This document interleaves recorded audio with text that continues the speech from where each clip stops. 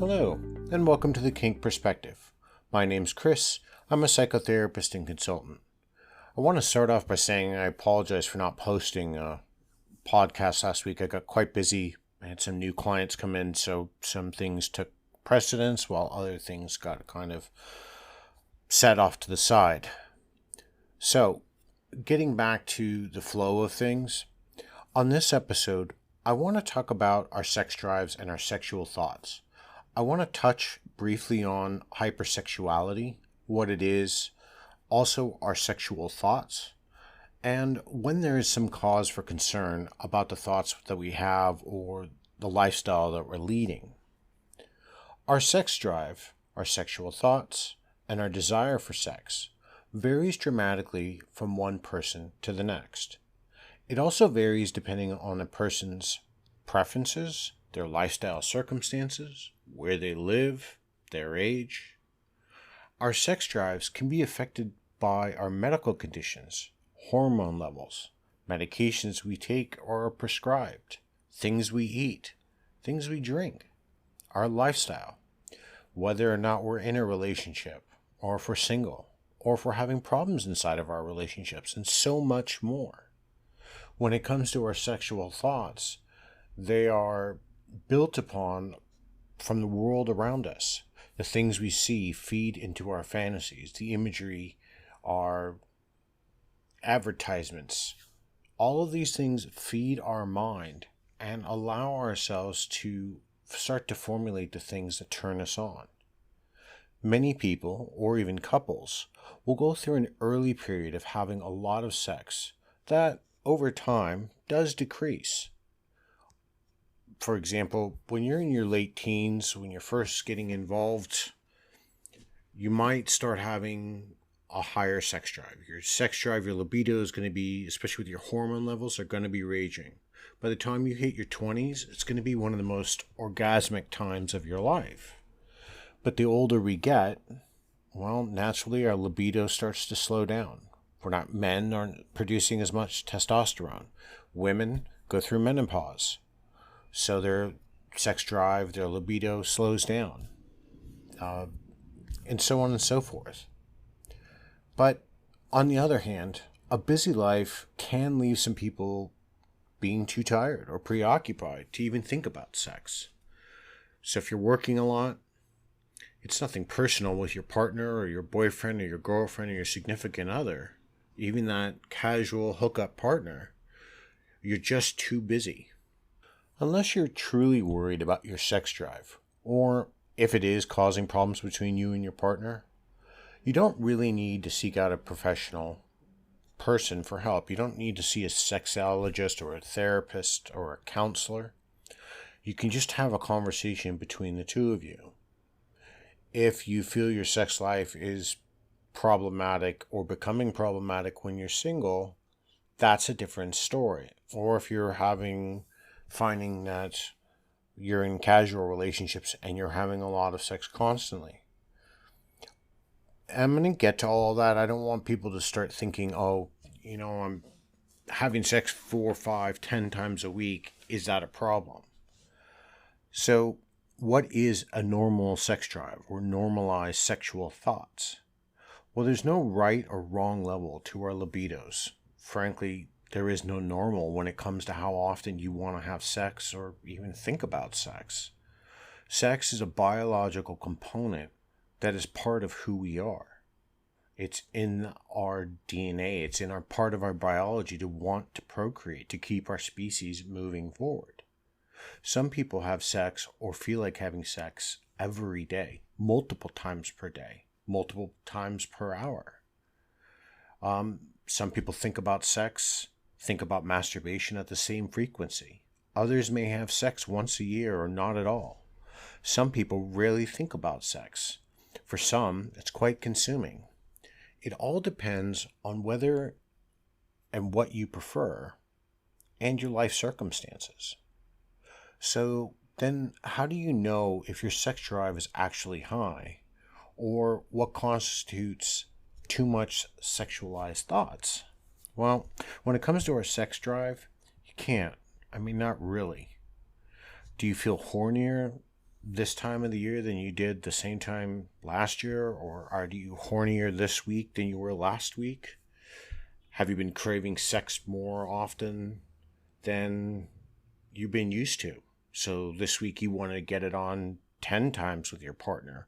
Last week you couldn't even be bothered. Is your sex drive higher than your boyfriend or your girlfriend or your husband or your wife? Well, you might say then you have a higher sex drive than they are. Or than theirs, I should say. But there's no diagnostic test.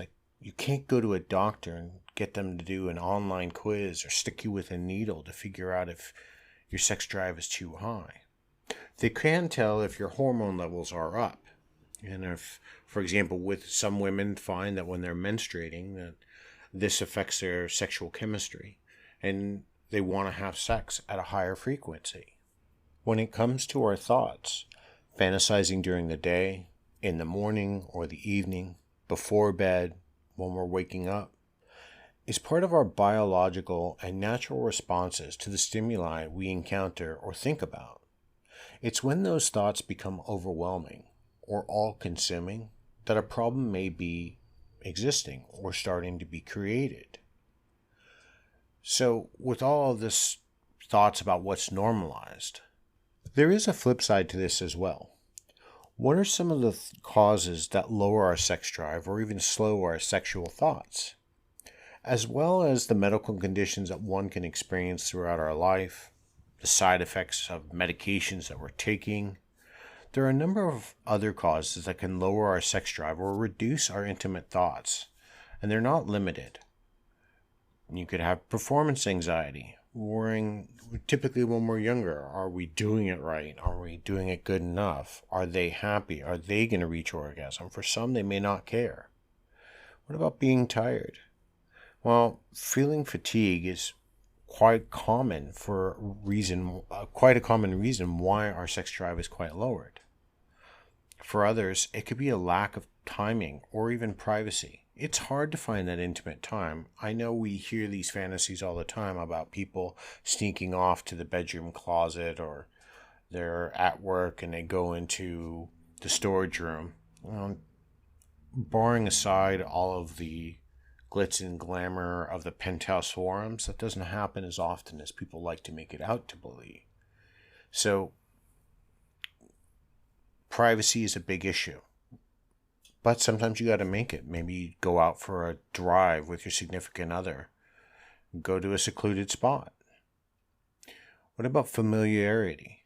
A couple's desire for sex or the thoughts that they're having does lessen over time. This is proven. We have to learn about communicating. In the beginning, when we're in a relationship, we're all over each other. We don't want to keep our hands off of each other. We want to hold hands. We want to kiss. But it slows down.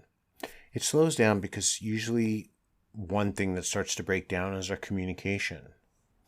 Our desires, as viewing them as sexually desirable, it doesn't change, but our perspectives and our expectations change.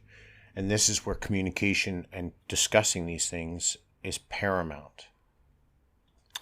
Well, another one that are some big ones, and I'm going to kind of touch base on the mental health issue here. Depression, stress, anxiety.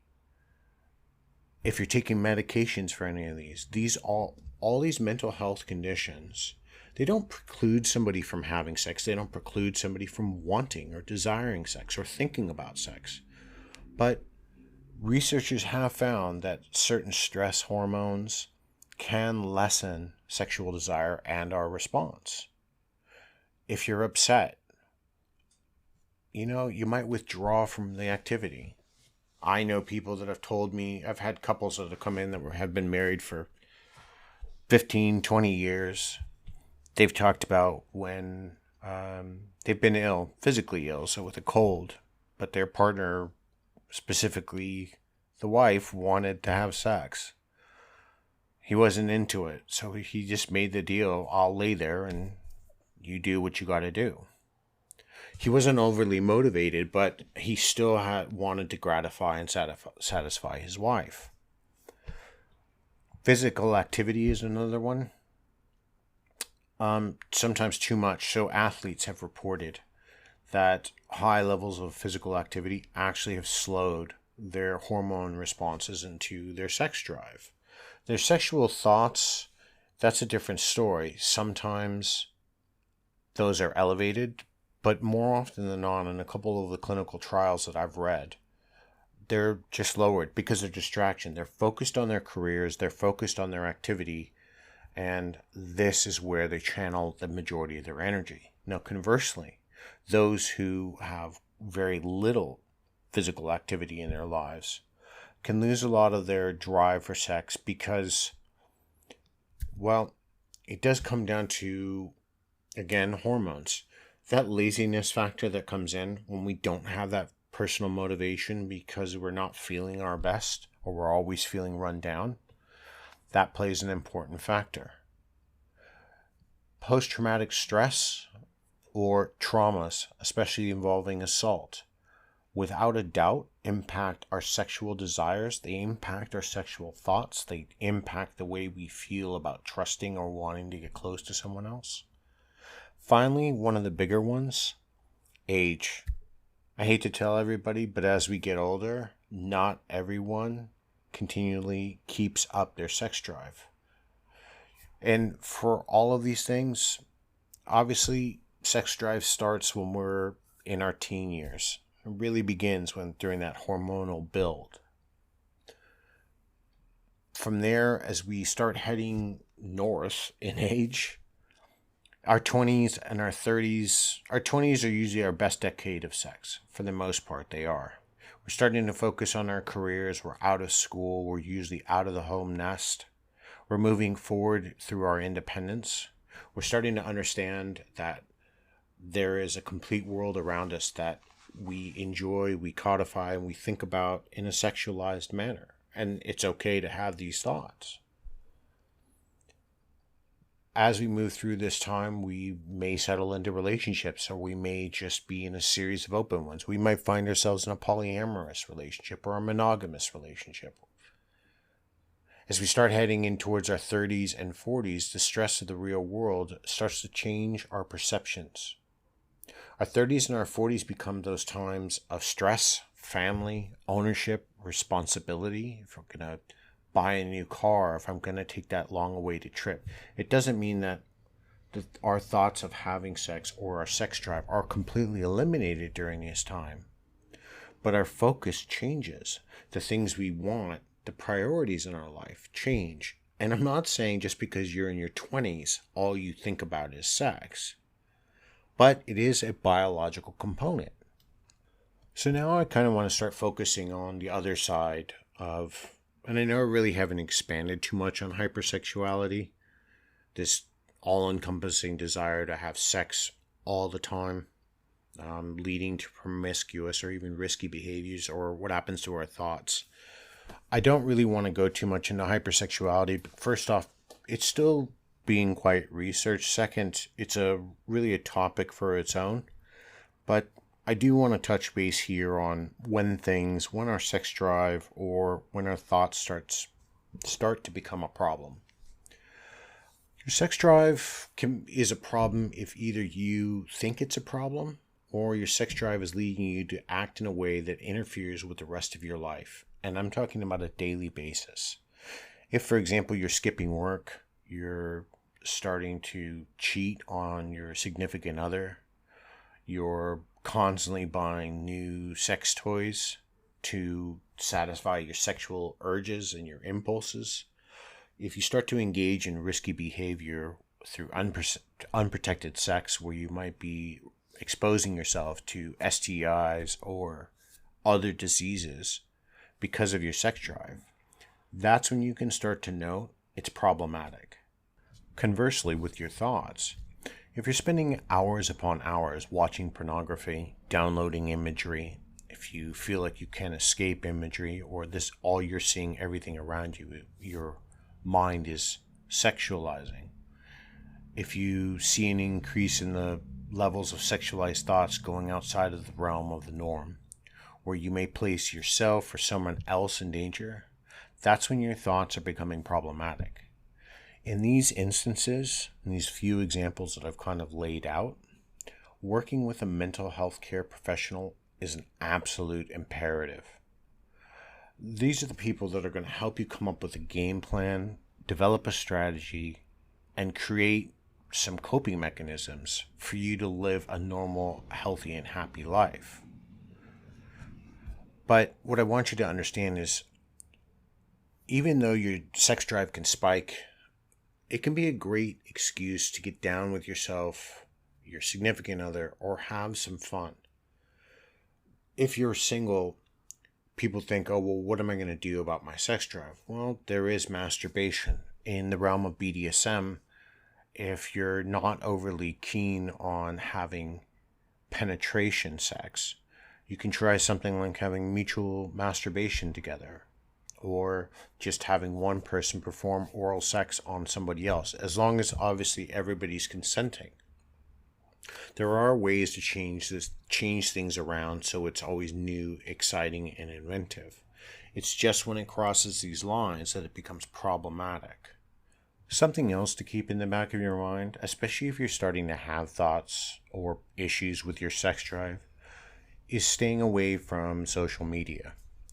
Places like FetLife, CollarMe, Cuffs.com, Alt.com, Instagram, where we can see some of these hypersexualized stories or imagery or interact with people on different levels, all contributes to the beliefs and the fantasies that we have, but also can feed the problems that are already pre-existing within us, and they don't really help. So it is at that point, if you're on a lot of social media, it's a good point to kind of step back.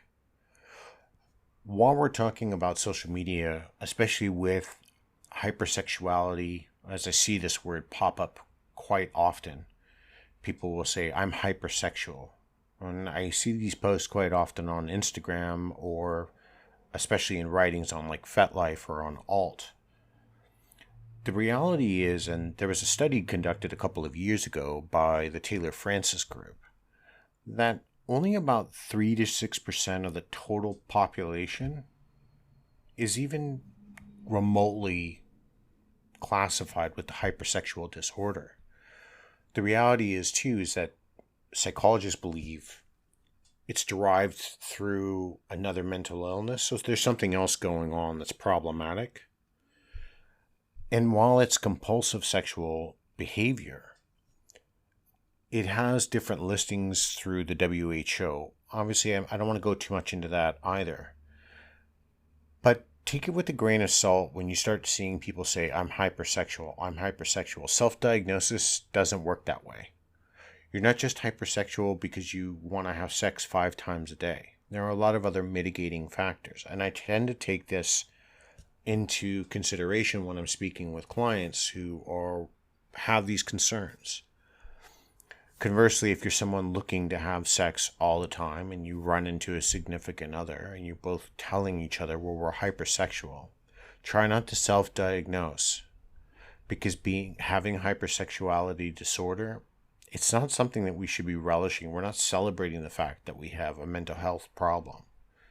I want to give some final takeaways here, because I don't want to leave everybody thinking that having a high sex drive is something to be ashamed of or feel bad or thinking about sex. For the most part, having sex is great. It keeps your immune system humming. It actually does wonders for your immune system. It helps with women's bladder control. It lowers your blood pressure. It, for the most part, counts as exercise. It lowers your risk for heart attack. I mean, if that's not a great reason to hop in bed, I don't know what else is, especially when those of us who are getting older are looking for reasons not to have heart attacks.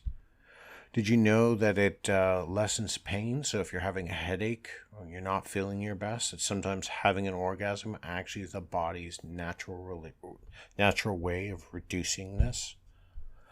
It can, for men, it lowers our chances at prostate cancer. By and large, who doesn't like to fall asleep after having sex? Did you know it makes you sleep better? Even eases stress? I mean, that one's a no-brainer. But I also wanted to let you know, not just on the physical side, what about our mental side? Well, having sexual thoughts or fantasies, especially when I want to talk about if you're single first. If you're single, you're out dating, and eventually you're going to meet someone and engage. You're bringing in a new openness and adventurers into your bedroom life. Fantasies are free. They can help you relieve stress. And let's clear the air here. It's not just men who masturbate. Women masturbate too. The numbers are quite on par with who does more when. But that's a different discussion for a different day. But fantasies are a great way to relieve that stress at the end of the day. Or if you're not even feeling your best, sometimes to help you retain focus. Sexual fantasies are another great way to keep ourselves empowered and knowing what we want or exploring something new. Another great aspect is when we start to think about fantasies and having sex with someone. Sometimes we're not always just fantasizing about our partners, and that's okay. Sometimes we are fantasizing about an actor or an actress or the athlete or maybe the bartender or barista down the street. Having those thoughts are innocent, and there's nothing wrong with them. It's only problematic in your life if your sex drive or your sexual thoughts are starting to impact the way you live. Maybe this little bit of understanding has provided some sense of a relief. I hope it has. Maybe it's caused you more stress, and then consequently I hope, or that wasn't the intended message here. It's just to understand where we are at with our physical and cognitive sides when it comes to sex, the benefits and the downsides. Until next time, everyone, be safe and stay kinky.